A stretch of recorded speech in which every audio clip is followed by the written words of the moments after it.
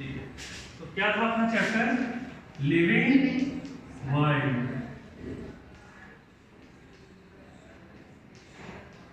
सबसे पहले मैंने क्या बताया था, क्या होता है बायोलॉजी का मतलब अपना क्या है। अब सब्जेक्ट क्लास 11 में आओगे तो चैप्टर का नाम क्या है, बायोलॉजी।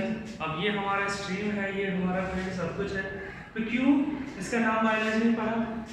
क्या होता है इस वर्ड का मतलब, biology means, bio means life and logy means study. तो इसका क्या होगा डेफिनेशन, द स्टडी या the branch of science that deals with the study of living organism and their behavioural characteristics, उसको क्या बोलेंगे बायोलॉजी। हम लोगों ने पहले भी देखा था, अभी भी देख रहे हैं, क्या है फिर से बोलो तुम लोग, व्हाट इज बायोलॉजी,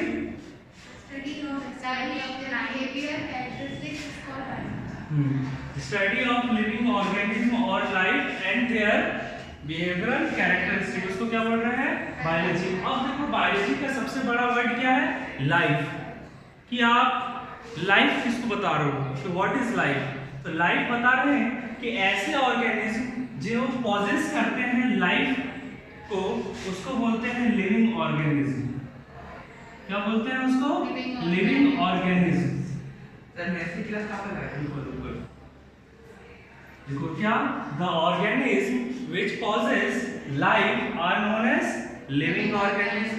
ठीक है, अब लिविंग ऑर्गेनिज्म और एक दूसरे टाइप का क्या होता है नॉन लिविंग ऑर्गेनिज्म। तो दोनों के बीच में फर्क क्या है, तो मैंने तुम लोग को बताया था कि अगर तुम चेयर और बेंच से अपने आप को अगर कंपेयर करते तो आसानी से कर सकते हो, बट अगर कंपेयर तुमको करना रहेगा, लेकिन मैंने क्या बताया था साइंस के टाइम में बहुत सारे रिसर्चर्स और बहुत सारे साइंटिस्ट को कुछ ऐसे भी पार्टिकल्स मिले हैं या कुछ ऐसे मान के चलो लिविंग या नॉन लिविंग ऑर्गेनिज्म मिले हैं जहाँ पे वो लोग को डिफरेंशिएट करना काफ़ी मुश्किल हो गया था। उसी में से एक एग्जांपल मैंने क्या दिया था, इयोबॉइंट। क्या था, इयोबॉइंट। इयोबॉइंट एक ऐसा एग्जांपल था जहाँ साइंटिस्ट और रिसर्चर्स परेशान हो गए थे कि ये आखिरकार लिविंग ऑर्गेनिज्म है कि नॉन लिविंग ऑर्गेनिज्म है। तो उन्होंने कई साल के रिसर्च के बाद ये कंक्लूड किया कि ये प्रिकर्सर ऑफ लिविंग ऑर्गेनिज्म है, लिविंग ऑर्गेनिज्म नहीं है, ये नॉन लिविंग है, बट इसका जो नेक्स्ट जनरेशन आएगा वो क्या होगा, लिविंग ऑर्गेनिज्म होगा। ठीक है, तो यहाँ पर वो सब जगह पे लिविंग और नॉन लिविंग का एक हाई कॉन्ट्राडिक्शन होता है। ठीक है, तो इसीलिए अब लिविंग ऑर्गेनिज्म को समझने के लिए इसके कैरेक्टरिस्टिक्स की स्टडी को करना अपना मस्ट है। ठीक है, तो लिविंग ऑर्गेनिज्म जो भी होंगे उनके क्या होंगे, पर्टिकुलर कैरेक्टरिस्टिक्स होंगे कि जो उस लिविंग ऑर्गेनिज्म में पाए जाते होंगे। ठीक है, और मैंने फर्स्ट क्लास में ही बताया था कि बायोलॉजी में कभी ऑलवेज नहीं होता, कोई भी 100% वाला कोई भी परफेक्शन वाली चीज़ है बायोलॉजी में नहीं होती। इसीलिए हम लोग बायोलॉजी में क्या यूज करते हैं, क्या करते हैं, मस्ट यूज नहीं करते। मस्ट और ऑलवेज क्या है, ये तो परफेक्शन बताता है ना कि 100% होगा। जैसे कि मैंने बताया every living organism always living organism will respire, तो ये कभी होता है क्या, नहीं होगा, कम है। तो ये चीजें होता है नहीं होता है। ठीक है, तो बायोलॉजी में तुम लोग नहीं लिखो तो लिख लो always and must like word is not used. ठीक है, तो तुम लोग क्या देखते हो, जब भी देखते होगे तो क्या देखते होगे, जनरली, शुड, ये सब सारे जिसमें पूरी कंप्लीट पॉसिबिलिटी के चांसेस ना हो। ठीक है,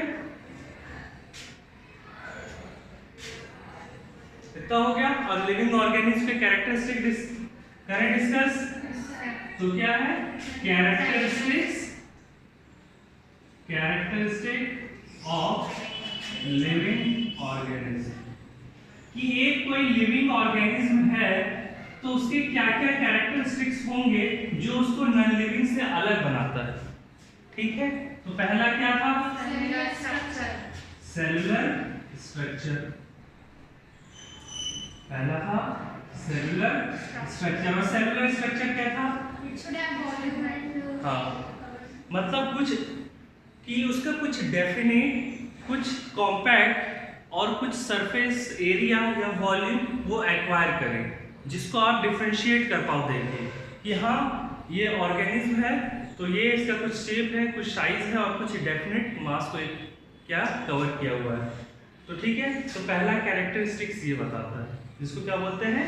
सेलुलर स्ट्रक्चर। और इसी में मैंने एग्जांपल बताया था, different type of structure of organism हो सकते हैं कि नहीं? जैसे स्पर्म सेल होता है वो एक अलग होता है, ओवेरियन सेल होता है वो कंप्लीटली एक अलग होता है, एंड एटीसी। दूसरा क्या था? क्या था? ग्रोथ। ये ग्रोथ जो है ये इसका main, one of the main characteristics है किसका? Living organism. कि लिविंग ऑर्गेनिज्म होंगे तो उनके ग्रोथ होंगे। ठीक है, अब ग्रोथ, अपन ग्रोथ क्या है कैसे देख सकते हैं? ग्रोथ के दो रीजन होते हैं सिंपल। कोई चीज अगर बड़ा हो रहा है तो इसका क्या मतलब है? क्या हो रहा है उसका ग्रोथ? तो वो किससे होगा? सेल इलोंगेशन से। आपका जो सेल, आप जिस सेल से बने हो वो सेल क्या होगा? बड़ा हो जाएगा ऐसे, ठीक है, या तो ये सेल डिवाइड कर जाएगा। ठीक है, तो इन दो कारणों से क्या होता है? ग्रोथ होता है। ठीक है, और मैंने एक चीज और बताया था, काफी बार बहुत सारे ऑर्गेनिज्म है ऐसा जो जिस साइज में उनका बर्थ होता है उसी साइज में उनका डेथ भी होता है। जैसे सर्टेन बैक्टीरिया है, वायरसेस है, फिर भी अपन उसको लिविंग के कैटेगरी में क्यों रखते हैं? मैंने रीजन क्या बताया था कि जरूरी नहीं है जितने कैरेक्टरिस्टिक्स आप पढ़े वो सारे कैरेक्टरिस्टिक्स को एक लिविंग ऑर्गेनिज्म होल्ड करें, बट ऑलमोस्ट करें। मैंने ऑलवेज इसलिए पहले समझा दिया था। अब मैं बोलता हूँ ऑल लिविंग ऑर्गेनिज्म ऑलवेज क्या बोलते हैं? Possess this characteristics. मैंने ये नहीं लिखा, मैंने लिखा ये कैरेक्टरिस्टिक्स हैं लिविंग ऑर्गेनिज्म, इनमें से मैक्सिमम को फुलफिल जरूर करेगा। ठीक है, अब देखो हमारे पास लिविंग ऑर्गेनिज्म की कितनी वाइड वैरायटी है, वायरस से लेकर एनिमल तक। वो छोटा जिसको अपन देख नहीं सकते हैं वो किस में होता है? उसका साइज माइक्रोमीटर से लेकर नैनोमीटर तक में होता है। ये सब के साइज क्या होता है? 10 to the power -6 metre to 10 to the power -9 metre तक वेरी करता है। इसके वायरसेस ये सबसे छोटे जो होते हैं, तो यहाँ तक होता है। ठीक है, सॉरी ये 10 टू द पावर -8 लिखेगा,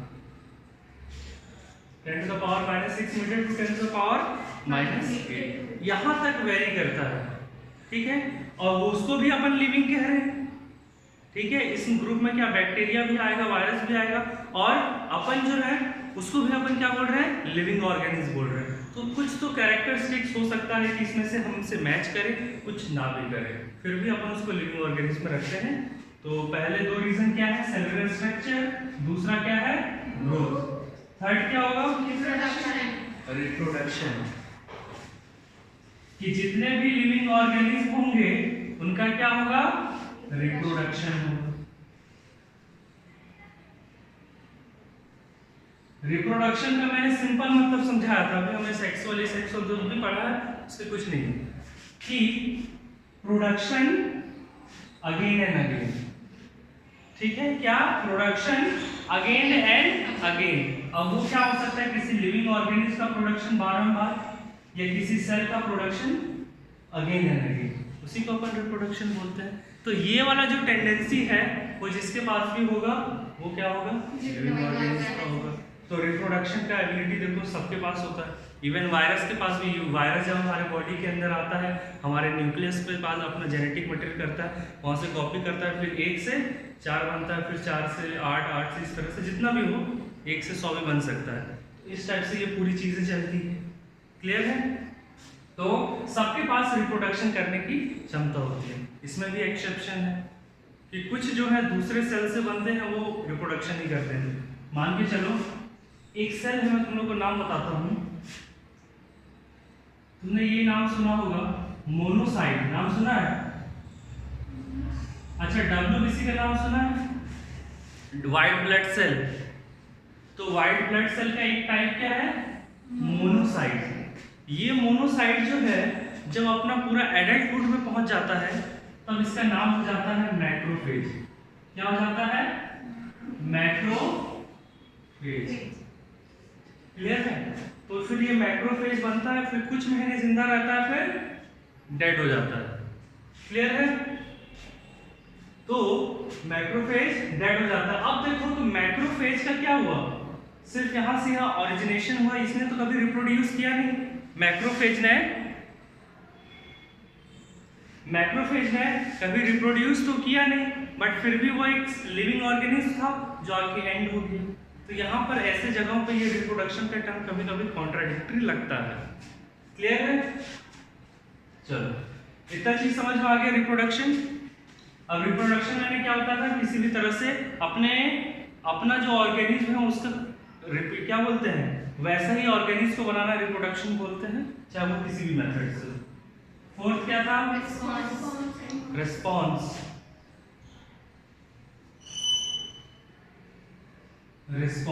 मतलब कि जितने भी लिविंग ऑर्गेनिज्म होंगे वो क्या करेंगे, कुछ भी अगर उन्हें स्टिमुली मिला, स्टिमुली मतलब क्या कि तुम्हें ये लाइट दिख रहा है, ज्यादा लाइट कर दे तुम आंख बंद कर लो, तो ये ज्यादा लाइट का इंटेंसिटी क्या हुआ, स्टिमुली हुआ। तुम्हें पूरा भी फैन बंद हो गया तो गर्मी लगने लगा, ये भी क्या है, स्टिमुली है। तो ऐसी कोई भी मतलब कि ऐसी कोई भी फीलिंग नहीं बोल सकते हैं, ऐसी कोई भी एक्साग्रेशन, ठीक है, मतलब उत्सुकता या कुछ भी जिसके कारण तुम कोई रिस्पॉन्स करो, उसके अपोजिट तुम कुछ काउंटर अटैक करो, उसी को क्या बोलते हैं, रिस्पॉन्स। ठीक है, तो क्या बोलोगे, the thing we do to overcome stimulus is known as response. Stimulus के विरोध में जो भी अपन चीजें करते हैं उसको क्या बोलते हैं, रिस्पॉन्स। जैसे कि अब मैंने क्या किया, गलती से छू दिया वो कुकर जिसमें क्या हो रहा था, पानी उबल रहा था, तो उसको मैंने टच किया, मेरे को क्या लगा, स्टिमुली मिला कि ये बहुत ही गर्म है, तो मैंने तुरंत हटाया। तो वो उसका वो गर्मपन, उसका टेम्परेचर जो उसका हाई है, उसका जिसको अपन ने टच किया, हॉटनेस, उसके कारण जो मैंने उससे बचने के लिए एक्शन किया उसको क्या बोलेंगे, रिस्पॉन्स। कि मैंने वो हाथ उठा लिया तो उसको बोलते हैं रिस्पॉन्स। अब इसको कई तरह से समझ सकते हो। क्या होता है, बैक्टीरिया जब इस कंडीशन में तो नॉर्मली रह रहा है, ठीक है, लेकिन कुछ बैक्टीरिया क्या होता है, जब थोड़ा सा टेम्परेचर बहुत बढ़ जाता है, एट मान के चलो वो अब यहाँ पर रह रहा है, उसको मैं ले गया जाके सहारा डेजर्ट में छोड़ दिया उस बैक्टीरिया को, तो वो बैक्टीरिया वहाँ पर जीने के लिए क्या कर लेगा, अपने बाहर एक रिजिड स्ट्रक्चर बना लेता है, अपने बाहर एक रिजिड स्ट्रक्चर बना लेता है, ठीक है, जिसका नाम पड़ता है सिस्ट। क्या बोलते हैं उसको, सिस्ट। तो ये हुआ कि नहीं, इसको यहाँ पर बहुत गर्मी लग रहा था, बहुत, जिसके कारण ये इसके कारण ये अपना फंक्शन नहीं कर पा रहा था, तो उससे बचने के लिए रिस्पॉन्स में इसने क्या किया, सिस्ट का डेवलपमेंट किया। तो ये भी क्या है, एग्जांपल ऑफ रिस्पॉन्स। मैं बोला कुछ भी तुम लोग लिख सकते हो रिस्पॉन्स में, लिविंग ऑर्गेनिज्म में जो, ठीक है। अब देखो अगर मैंने बैक्टीरिया पे कंपेयर किया है तो ये थोड़ा स्टैंडर्ड लगता है, ठीक है, तो तुम लोग अपने हिसाब से सोच के लिख सकते हो। फिर क्या था, इधर लिखते हैं,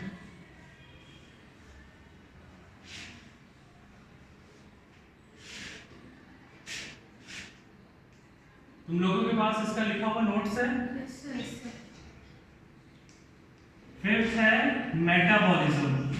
मेटाबॉलिज्म क्या था, sum total of all the reaction that took place in a living organism और सेल, उसको क्या बोल रहे हैं, मेटाबॉलिज्म।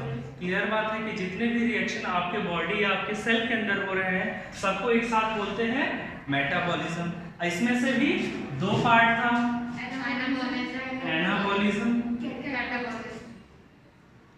कैटाबॉलिज्म। अब एनाबॉलिज्म किसको बोल रहे थे, ऐसे मेटाबॉलिक रिएक्शन या ऐसा मेटाबॉलिज्म जिसमें क्या हो रहा था, किसी चीज का फॉर्मेशन, सिंथेसिस, दो रिएक्टेंट मिलके या तीन रिएक्टेंट मिलके एक मेन प्रोडक्ट का फॉर्मेशन कर रहे थे। तो एनाबॉडी का मतलब ही होता है क्या, बिल्डअप।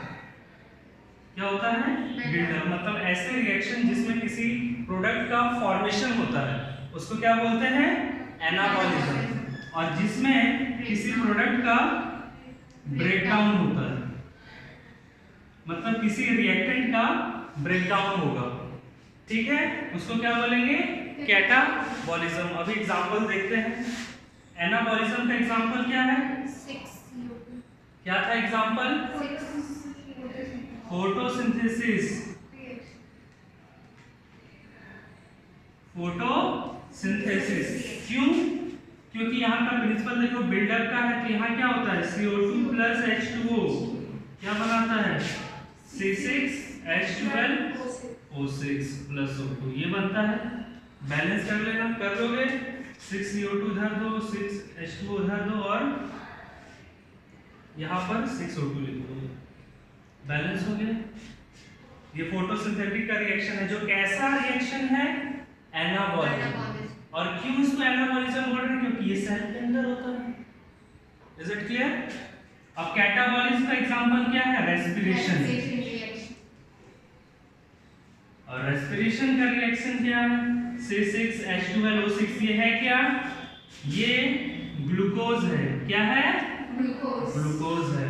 तो ये glucose in presence of oxygen breakdown होता है, क्या फॉर्म करता है? CO2 plus H2O plus energy.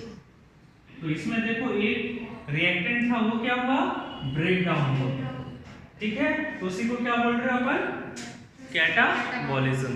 तो यही दो टाइप के पूरे हमारे बॉडी में रिएक्शन होंगे, या तो बनेंगे या टूटेंगे, सिंपल भाषा।